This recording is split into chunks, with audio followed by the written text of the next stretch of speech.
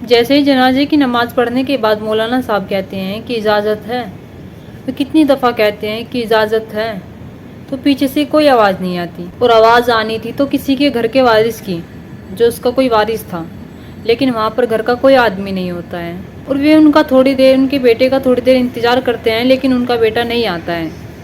तब जो परिवार वाले होते हैं वे कहते हैं कि हम तुम्हें इजाज़त देते हैं। और जनाजे की नमाज जैसे ही पूरी होती है तो उन्हें इजाज़त मिल जाती है और वे जनाजे को उठाकर ले जाते हैं और उसे दफना देते हैं। उसके बाद एक व्यक्ति एक पुलिस थाने जाता है और वो कहता है कि साहब, जो आज व्यक्ति मर रहा है उसका बेटा वहाँ पर था ही नहीं। और ये एक नहीं 13 लोगों की जानी गई हैं।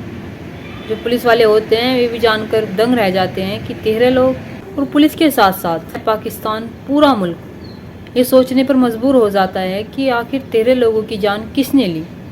और ये देखते ही देखते ये खबर पूरी दुनिया में फैल जाती है। इस घटना का राज जब सामने आता है तो लोग समझ नहीं पाते कि ऐसे कैसे हो सकता है। असल में एक लड़की होती है जो अपने ही चचेरे भाई से प्यार करती है और उससे शादी करना चाहती थी, और देखते ही देखते वे 13 लोगों की जान ले लेते हैं। नमस्कार, आदाब, सत श्री अकाल। मेरा नाम रूपा है और ये घटना है पाकिस्तान की, जहाँ पर 13 लोगों की जान बड़ी बेरहमी से ले ली गई। तो जानते हैं कि क्या हुआ था। बने रहिए मेरी साथ। 17 अगस्त सन 2024 को उनका बेटा कहता है कि अब्बू, मैं बाहर जा रहा हूँ और तुम कहीं मत जाना, और ताऊजी के खाने पर अगर कोई बुलाए तो ताऊजी के यहाँ खाने पर भी मत जाना। ये कहते हैं ठीक है। वो चला जाता है ये बात कहकर। और जैसे ही खाने का टाइम होता है और उधर से आवाज़ आती है कि आ जाओ, खाने पर आ जाओ, तभी जो उसका पापा होता है लड़के का, वो कहता है कि चलो। अपनी बेटी से कहता है, अपनी बहू से कहता है और अपने जो छोटा बेटा होता है उससे कहता है। लेकिन उसका जो छोटा बेटा होता है वो कहता है कि अब्बू, भाई तो ना करके गए हैं कि ताऊजी के यहाँ खाने पर मत जाना। तो जो उसका पापा होता है वो कहता है कि वो तो ऐसे ही कहते रहता है, अगर उसकी बातें माने तो हम आधे गांव से बात ना करें। और वे उसकी बात को नज़रअंदाज करके खाने पर चले जाते हैं। और जैसे ही खाने पर जाते हैं, परिवार के सारे सदस्य खाने पर चले जाते हैं, जो 8 सदस्य होते हैं।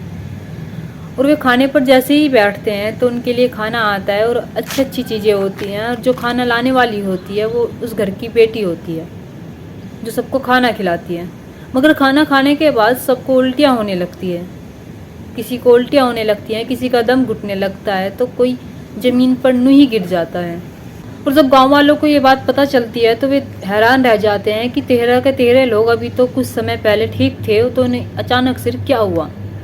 तो तरह तरह की बातें बनने लगती है। कोई कहता है कि फूड पॉइजन फैल गया होगा, कोई कहता है कि कुछ गिर गया होगा, कोई कुछ कहता है, पर सही अंदाज़ा कोई लगा ही नहीं पाता कि ऐसा भी हो सकता है। और फिर देखते देखते ये बातें सारे में फैल जाती है और सोशल मीडिया पर वायरल हो जाती है। और जैसे ही वे 13 लोगों में से 2 लोगों की मौत हो जाती है। और कुछ समय बाद उस परिवार के 7 लोग मर चुके थे। डॉक्टर भी मजबूर थे वे बचाने की बहुत। और देखते ही देखते घर के सारे सदस्य मर जाते हैं। मतलब कि 13 के 13 लोग मृत्यु घोषित कर दिए जाते हैं। और इस घर में बसती है तो सिर्फ एक लड़की, जिसका नाम होता है साहिस्ता। साहिस्ता जो होती है वो बहुत दुखी होती है, क्योंकि उसके परिवार के भी सारे सदस्य मर चुके थे। और उन 13 के 13 लोगों को गांव में लाया जाता है। मगर वहाँ की जो पुलिस होती है वो बहुत ही समझदार होती है। वो कहती है कि जो लोग मरे हैं इनका कारण क्या है, आप इनका पोस्टमार्टम करवाइए, पता तो चले आखिर ये कैसे मरे हैं, आखिर क्या हुआ इनके खाने में जो ये मर चुके हैं। तो वहाँ के जो लोग होते हैं वे इनकार कर देते हैं और वे कहते हैं कि हम इनकी मिट्टी नहीं बिगड़वा सकते, हम इनको नहीं कटवा पिटवा सकते, हम इनकी जो दुर्दशा है वो बेकार नहीं करा सकते। पुलिस वालों को वे पोस्टमार्टम की मंजूरी नहीं देते हैं। पर पुलिस वाले उनमें से कहते हैं कि दो इंसानों का तो करा ही लो, पता तो चले आखिर कैसे मरे हैं। तो वे जो होते हैं वे तो इनकार ही कर देते हैं, लेकिन पुलिस वाले ज़बरदस्ती 2 लाशों का पोस्टमार्टम करा देते हैं। और जब 2 लाशों का पोस्टमार्टम होता है तो देखकर हैरान रह जाते हैं कि वे ना तो फूड पॉइजन से मरे हैं और ना ही उनके खाने में कुछ गिरा है। अगर उन्हें दिया गया है तो खेतों में गिरने वाली जो जहरीली दवाई होती है उन्हें वो दी गई है, और उनसे ही शायद जब इन 2 की मौत उससे हुई है तो जो वे बाकी के 11 लोग हैं उन्होंने भी वही खाया हो। तो पुलिस वाले कहते हैं कि ये केस अब हमारे हाथ में है और जो ये 2 लोगों का पोस्टमार्टम रिपोर्ट में आई है कि इन्हें खेत में गिरने वाली जहरीली दवाई दी गई है, तो शायद इनके साथ भी ऐसा ही हुआ होगा। तो पुलिस वाले कहते हैं कि अब इन सब का पोस्टमार्टम होगा और उन सब का पोस्टमार्टम होता है तो देखते हैं कि सबको वही जहरीली दवाई दी गई है। और तभी गाँव में से कोई कहता है कि इसकी एक लड़की जो होती है जो इस घर की, वो बची हुई है जिसका नाम शाइस्ता है, और इन सब उसने भी यही खाना खाया था जो इन लोगों ने खाया था, मगर उसकी तो जान नहीं गई। अब पुलिस वालों के लिए केस और उलझ गया था। वे सोचते हैं कि आखिर शाइस्ता जो होती है उसने भी अगर वही खाना खाया था तो उसे कुछ क्यों नहीं हुआ। तो जो पुलिस वाले होते हैं वे कोर्ट से मंजूरी लेते हैं कि हमें शक है कि जो शाइस्ता है और जो इनका लड़का है वो भी फरार है, हम इन दोनों को रिमांड पे लेना चाहते हैं। वे कोर्ट में अर्जी लगाते हैं कि जज साहब, इस परिवार की एक लड़की बची हुई है शाइस्ता, और जो दूसरे परिवार का होता है आमिर, उसका नाम होता है आमिर, उसके जो वालिद होते हैं मतलब कि जो उसकी फैमिली वाले होते हैं, जब उन्हें सपुर्दे खा करने के लिए ले जाया जा रहा था तो वो वहाँ पर नहीं था, और मुझे शक है कि इन दोनों ने ही शायद उनके साथ कुछ किया है।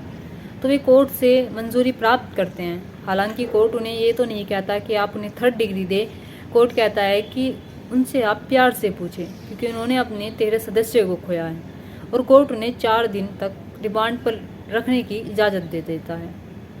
और जैसे ही वे उन दोनों को उठाते हैं और उनसे पूछताछ करते हैं, ये शाइस्ता जो होती है ये इधर उधर की बातें बनाने लगती है। तो पुलिस वाले समझ जाते हैं, पुलिस वाले और दबाव डालते हैं, वे शाइस्ता पे ही और दबाव डालते हैं। तब शाइस्ता एक कहानी बताती है जिसको सुनकर आपके रोंगटे खड़े हो जाएंगे। शाइस्ता बताती है कि आमिर उनके चाचा का बेटा है और शाइस्ता उससे प्यार करती थी, मगर उसके जो मम्मी पापा होते हैं वे इस रिश्ते से इनकार कर देते हैं। वे कहते हैं कि हम ये शादी नहीं कराएंगे और हम दोनों एक दूसरे के बिना नहीं रह पाते। और आमिर ने तो उससे कहा भी था कि चलो हम भाग चलते हैं, मगर जो शाइस्ता होती है वो कहती है कि हम क्यों भागें और हम क्यों जेल की तरह ज़िंदगी काटें। अगर किसी को कुछ करना है तो करेंगे ये, अगर किसी को कुछ होना चाहिए तो होना चाहिए इन्हें। शाइस्ता इस बात पर अट जाती है और वो कहती है कि तुम एक काम करो, तुम मुझे कुछ जहरीली चीज़ ला कर दो। तो आमिर जो होता है वो उसकी बातों में आ जाता है और उसे एक जहरीली चीज़ लाता है जो खेतों में पड़ने वाली दवाई होती है, वो लाकर दे देता है। और जो शाइस्ता होती है वो किसी भी कीमत पर आमिर को पाना चाहती थी। उनके संबंध ऐसे थे कि वे एक दूसरे के बिना रह ही नहीं सकते थे और किसी भी हद तक गुजरने के लिए तैयार थे। शाइस्ता जो होती है वो उनके खाने में वो दवाई मिला देती है, और आमिर जो होता है उसे पता होता है, इसलिए वो अपने घर वालों को ना करके जाता है कि पापा आप ताऊजी के घर पर खाने के लिए मत जाइएगा, क्योंकि उसे पता था कि शाइस्ता आज कुछ करने वाली है। पर वे नहीं मानते उसकी बात, और उसकी बातों को नज़रअंदाज करके वे खाने पर चले जाते हैं, और जहाँ पर शाइस्ता सबके खाने में जहरीली दवाई मिला देती है और सबकी जान ले लेती है। ये भी कहा गया है कि शाइस्ता और जो आमिर होते हैं दोनों भाई बहन, चचेरे भाई बहन होते हैं, और जिनके घर वाले होते हैं वे शादी से इनकार कर देते हैं। शायद वे इस बात को सोचकर इनकार कर देते हैं कि आप दोनों रिश्ते में भाई बहन लगते हैं, पर वे दोनों इस बात को समझ नहीं पाते हैं, और उन दोनों के बीच जो होते हैं फिजिकल रिलेशनशिप भी बन चुके थे, तो वे दोनों एक दूसरे को छोड़ना ही नहीं चाहते थे, और वे ऐसे करके अपने परिवार की जान ले लेते हैं। आमिर के परिवार में जो होते हैं वे 8 लोग होते हैं, और शाइस्ता के परिवार में जो होते हैं वे 5 लोग होते हैं। वे उन सब की जान ले लेते हैं, वे किसी को भी नहीं छोड़ते। और जब ये बात पुलिस वाले सुनते हैं तो वे हैरान रह जाते हैं कि कैसे 13 लोगों की जान इन्होंने ले ली सिर्फ और सिर्फ एक दूसरे के होने के लिए, और उन्हें अब जेल भेज दिया गया है। इस घटना में चाहते अगर शाइस्ता और आमिर जो होते हैं वे दोनों अलग जगह, नई जगह पर जाकर रहने लगते, पर उन्होंने ऐसा नहीं किया। उन्होंने अपने परिवार के सदस्यों को मारना सही समझा, और वे जो कर भी देते हैं। दोस्तों, इस घटना को सुनाने का मकसद मेरा आपका दिल दुखाना नहीं था, सिर्फ और सिर्फ आपको जागरूक करना था और आपको सतर्क करना था। आप अपने परिवार के साथ खुश रहिए और ऐसी घटनाओं से बच कर रहिए। नमस्कार।